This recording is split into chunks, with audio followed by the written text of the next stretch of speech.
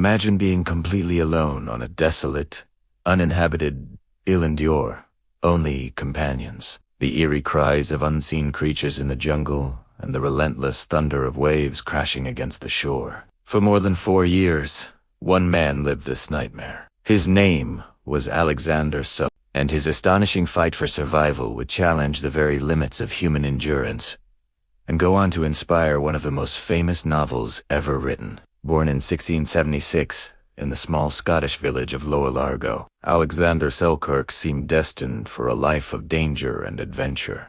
From a young age, he was known for his fiery temper and defiant spirit, traits that often put him at odds with authority. Yet it was his deep longing for the sea that ultimately shaped his fate and led him toward an ordeal that would change him forever. Selkirk began his seafaring career in 1703 when he joined a privateering expedition. Commanded by the English captain William Dunn, the fleet set sail from Ireland during the War of the Spanish Succession, armed with letters of marque authorizing them to attack enemy ships. Dampier captained the St. George, while Selkirk served as sailing master aboard the Cinque Ports under Captain Thomas Stradling. The voyage was brutal. After rounding the treacherous waters of Cape Horn, the fleet attempted to engage a French ship, which escaped and alerted Spanish authorities. A failed raid on Panama crushed morale, though the capture of a richly supplied merchant vessel briefly lifted spirits. Selkirk was placed in command of this prize, but Dampier later released it after stripping it of essential supplies such as wine,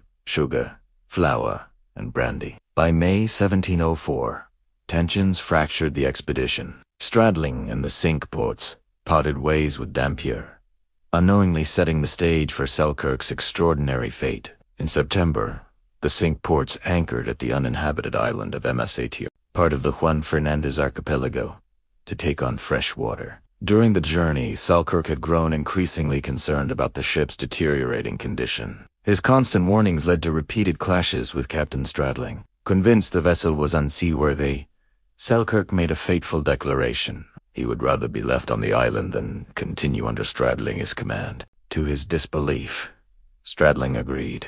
Almost immediately, Selkirk realized the horror of what he had done and begged to be taken back aboard. Stradling, eager to assert his authority and make an example of him, refused. As the Cinque Ports disappeared beyond the horizon, Selkirk was left utterly alone, marooned hundreds of miles from civilization. He possessed only a few meager items: a musket, a small supply of gunpowder, a knife, a hatchet, a cooking pot, carpentry tools, his Bible, and some clothing and bedding. The island was wild and unforgiving, its nights filled with haunting cries that magnified his terror and isolation. The first days were marked by fear, hesitation, and crushing regret. Selkirk struggled to act, often sitting motionless and staring out at the endless ocean. He later admitted that despair and loneliness nearly broke him.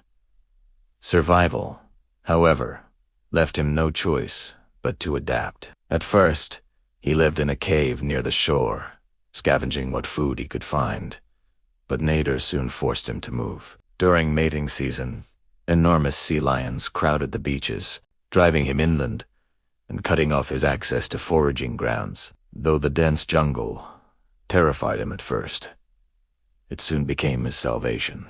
Beyond the shoreline, Selkirk discovered fertile valleys filled with wild turnips, native fruits, and cabbage palms. Even more valuable were the goats, descendants of animals left behind by earlier sailors. He initially hunted them with his musket, but when his ammunition ran out, he learned to chase them on foot and set traps. Over time, he even managed to tame several, using them for both milk and meat. One hunt nearly cost him his life. While pursuing a goat along a cliff, Selkirk slipped and fell, landing badly at the bottom. He lay injured and helpless for days, saved only because the goat he had been chasing broke his fall, sparing him from certain death. The island held other dangers. At night, enormous rats gnawed at his skin as he slept, threatening infection and disease. His unlikely saviors were the island's wildcats. By feeding and befriending them, Selkirk slowly domesticated the animals, which guarded him as he slept and offered a small measure of companionship. As weeks turned into months and months into years, Selkirk became increasingly resourceful. He built sturdier shelters inland, near a fresh stream, using pimento wood and grass thatching, lining them with goatskins for warmth. He cooked his meals in a single iron kettle, lived on a varied diet of goat meat, lobsters, parsnips, parsley and watercress, and hardened his bare feet against the volcanic terrain. More important than food or shelter was his Bible. Reading aloud each day helped him preserve his speech, his sanity, and his faith. It became his greatest source of comfort in a world of complete solitude. Selkirk never abandoned hope for rescue.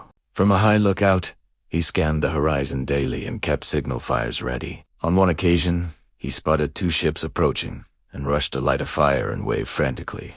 His joy turned to terror when he realized they were Spanish vessels. Capture would mean torture or enslavement in the mines. He fled deep into the jungle as Spanish sailors searched the island for supplies. On another occasion, they nearly discovered him. When they opened fire, Selkirk scrambled up a tall tree and hid among its branches. At one point, the soldiers even relieved themselves beneath the very tree in which he hid, unaware of his presence. Eventually, they abandoned the search, and Selkirk survived once again by sheer luck and agility. Over time, his possessions wore away.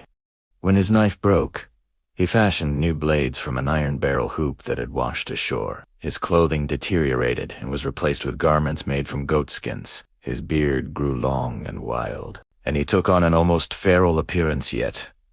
He remained strong, alert, and determined. Unbeknownst to Selkirk, rescue was finally drawing near. In 1708, William Dampier returned to the Pacific as navigator for a new privateering expedition aboard the Duke and its companion ship, the Duchess, commanded by Captain Woodes Rogers. The fleet departed England on September 1st and, by January 1710, approached the Juan Fernandez Islands. On February 1st, 1710, Selkirk spotted 2 ships whose rigging looked unmistakably English.